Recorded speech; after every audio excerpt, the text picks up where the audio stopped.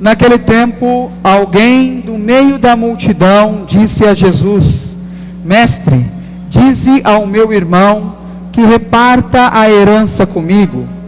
Jesus respondeu: Homem, quem me encarregou de julgar ou dividir vossos bens? E disse-lhes: Atenção, tomai cuidado contra todo tipo de ganância, porque mesmo que alguém tenha muitos bens, a vida de um homem não consiste na abundância de bens. E contou-lhes uma parábola. A terra de um homem rico deu uma grande colheita, e ele pensava consigo mesmo: que vou fazer? Mas não tenho onde guardar minha colheita. Então resolveu: já sei o que vou fazer. Vou destruir meus celeiros e construir maiores. Neles vou guardar todo o meu trigo, junto com todos os meus bens. Então poderei dizer a mim mesmo: meu caro, tu tens uma boa reserva para muitos anos. Descansa, come, bebe, aproveita.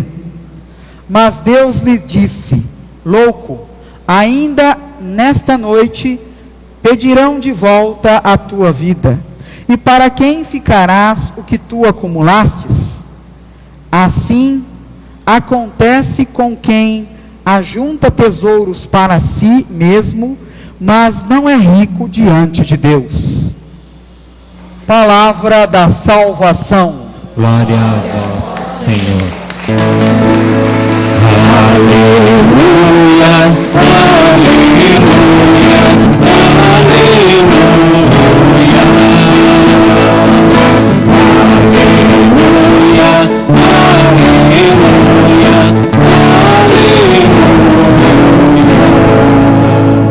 Seja louvado nosso Senhor Jesus Cristo.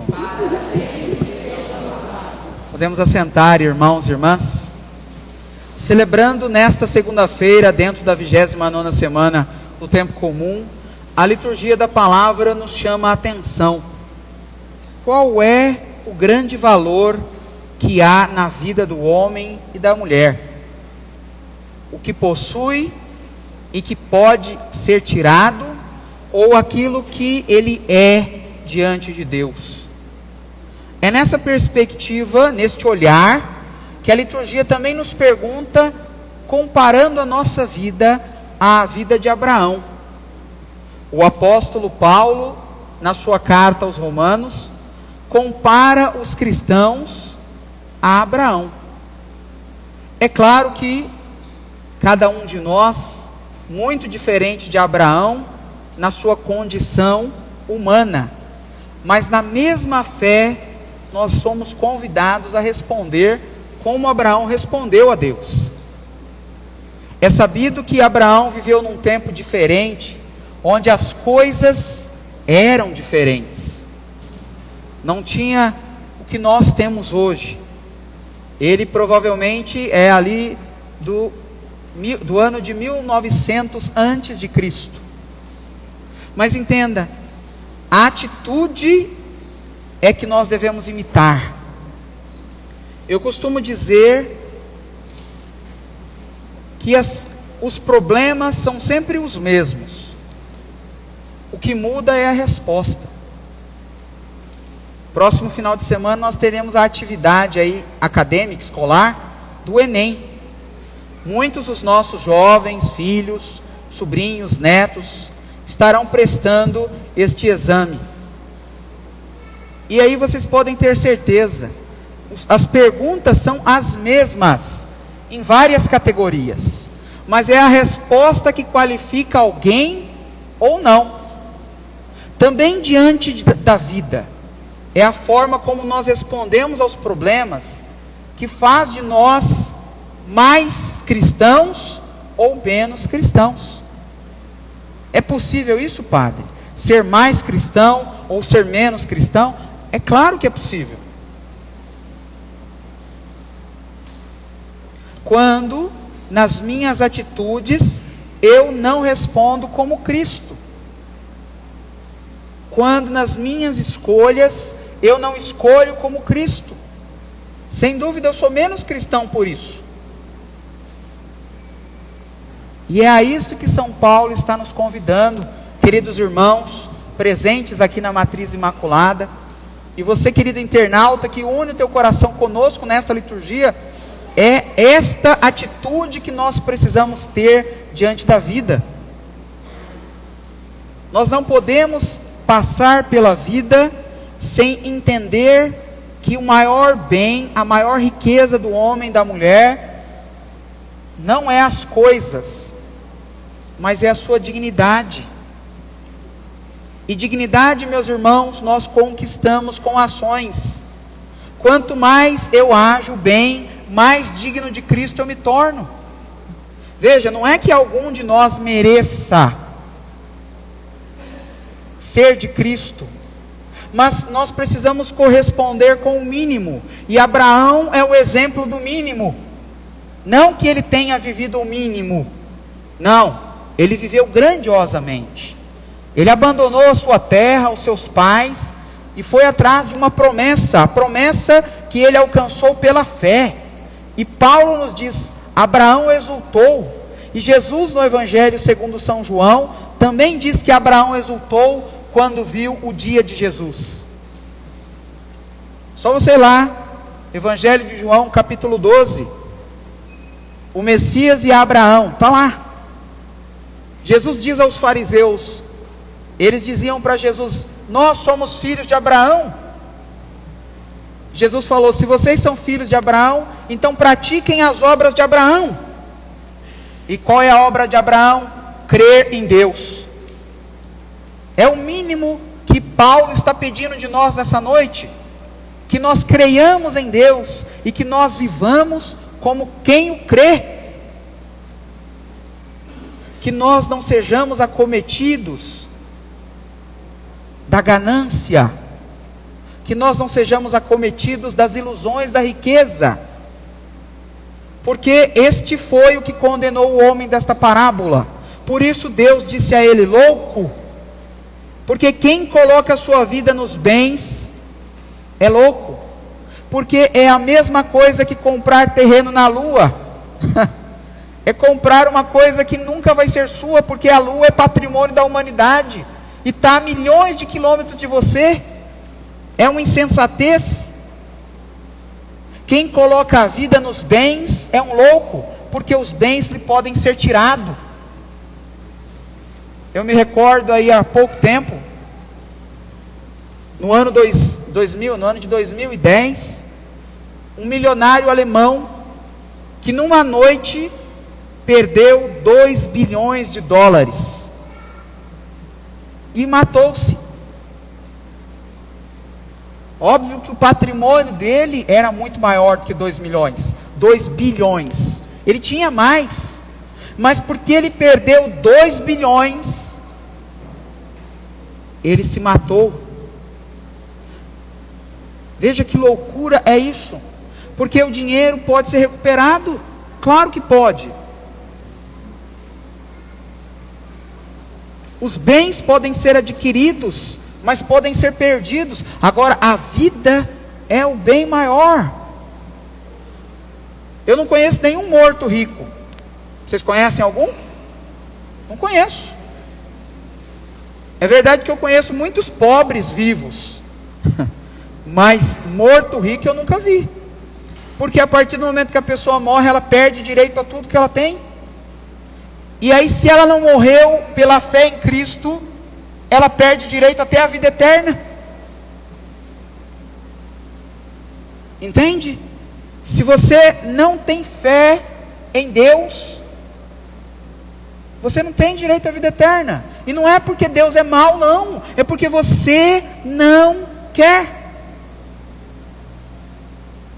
É a isto que Paulo está nos convocando.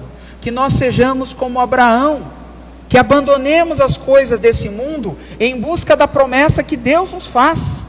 E aí, quando eu digo abandonar, meu irmão, não estou dizendo para você sair da sua casa, largar o teu emprego, largar a tua família, não estou dizendo isso não. Estou dizendo para você não colocar a tua vida nisso, porque emprego a gente perde, casa a gente perde, bens, pode vir uma enxurrada, uma chuva, um terremoto, o fogo come tudo. E aí?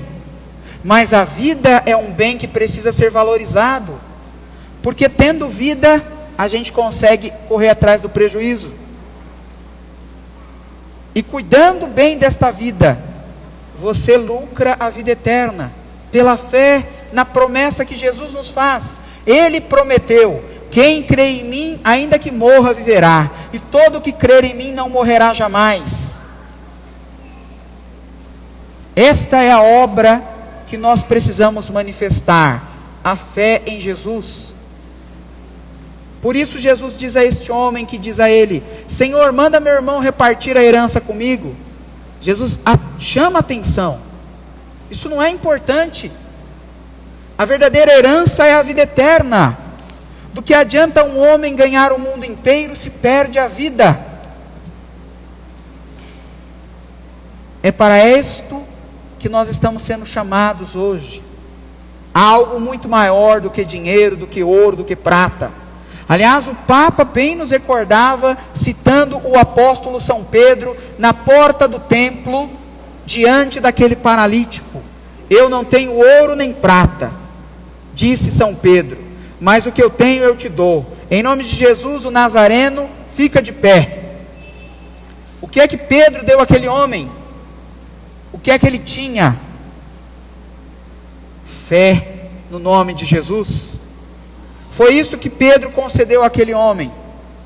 E a fé daquele homem em Jesus fez com que ele se levantasse.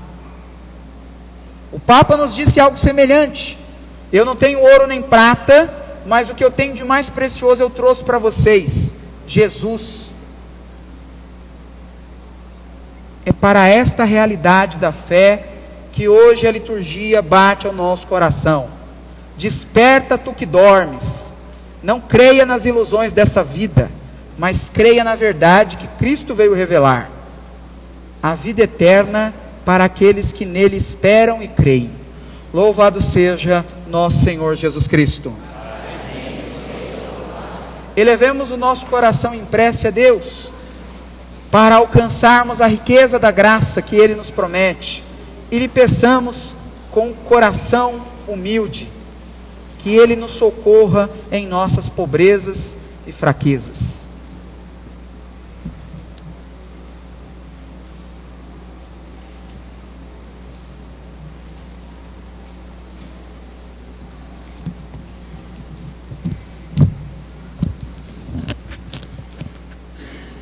Vamos responder todos juntos a resposta da prece.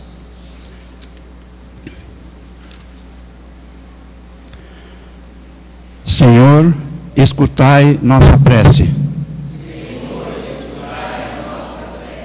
Pela Igreja, povo da nova aliança, para que seus pastores e líderes sejam os primeiros a compartilhar os seus dons e seus bens com os mais necessitados, rezemos ao Senhor.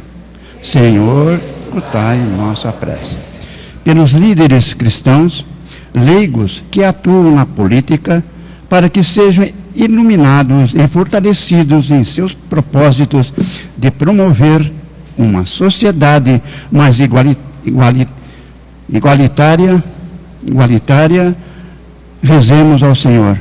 Senhor, escutai a nossa prece.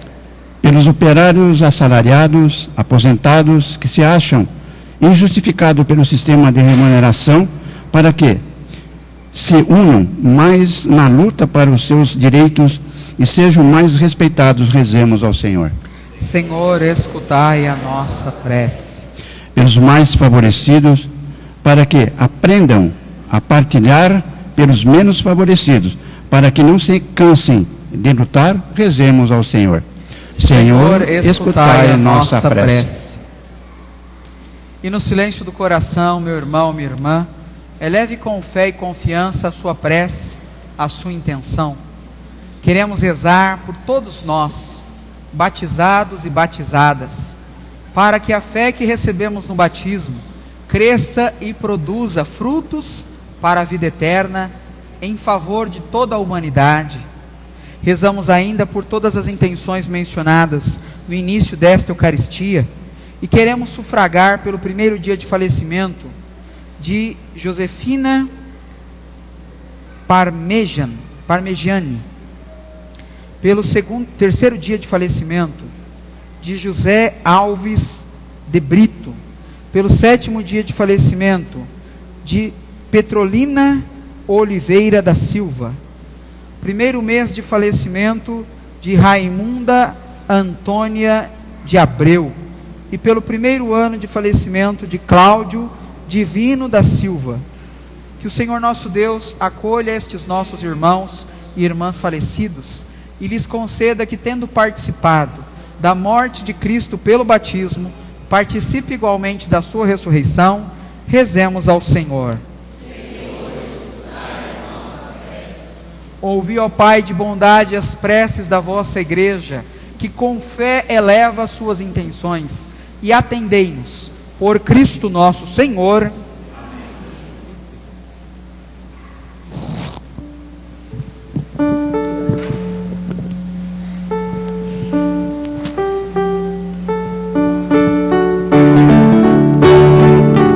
Nossos dons e apresentamos nossa missão, pois a resposta viva da fé, pois nosso gesto de gratidão. A casa Deus da vida, o nosso sincero louvor, e nosso viver missionário, transforma este mundo de amor. Tudo que somos e fazemos, em vossas mãos queremos trazer. Nós nos criastes para servir, buscando a paz de nosso viver. A casa Deus da vida, o nosso sincero louvor, e o nosso viver missionário, transforma este mundo em amor.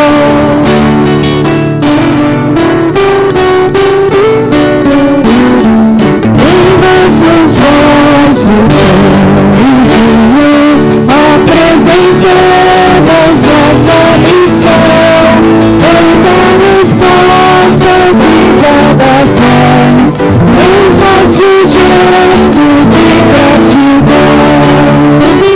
A casa Deus da vida, o nosso sincero louvor, que o nosso viver missionário transforma este mundo em amor. Orai, irmãos e irmãs, para que esse nosso sacrifício seja aceito por Deus Pai Todo-Poderoso.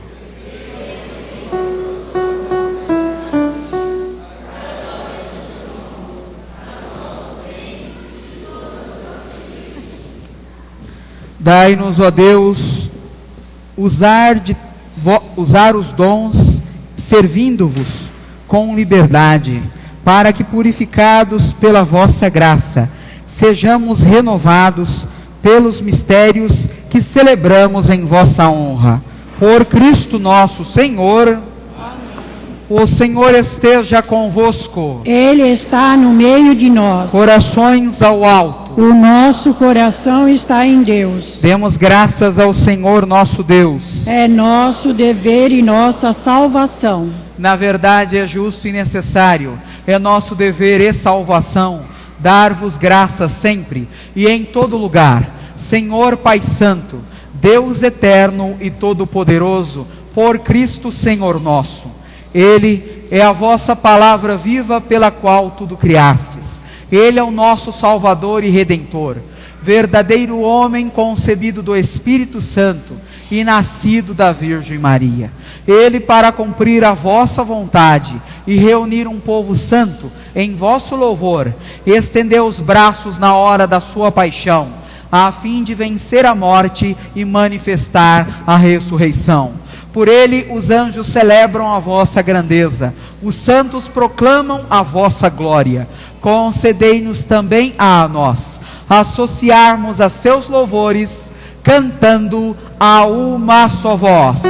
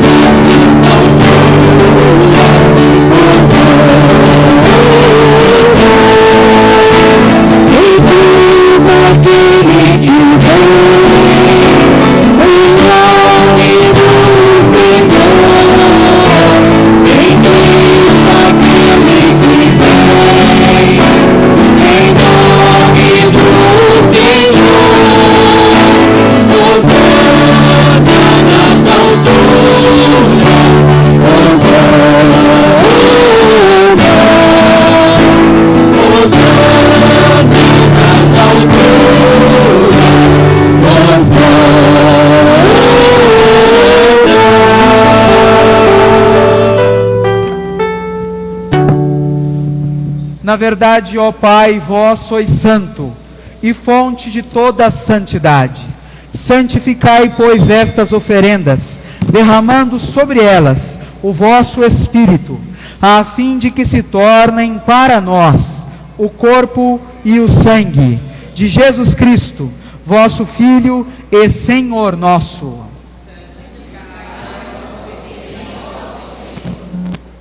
Estando para ser entregue e abraçando livremente a paixão, ele tomou o pão, deu graças e o partiu, e o deu a seus discípulos, dizendo: tomai todos e comei, isto é o meu corpo, que será entregue por vós.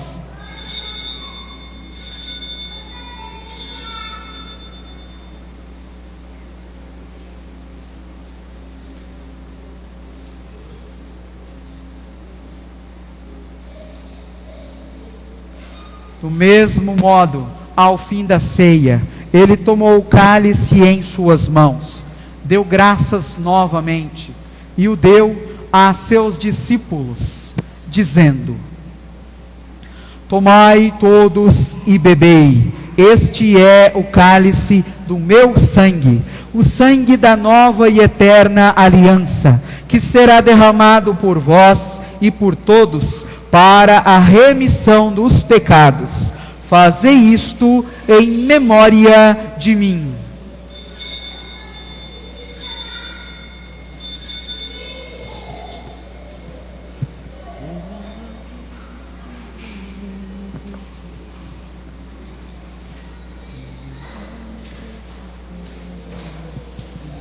Eis o mistério da fé.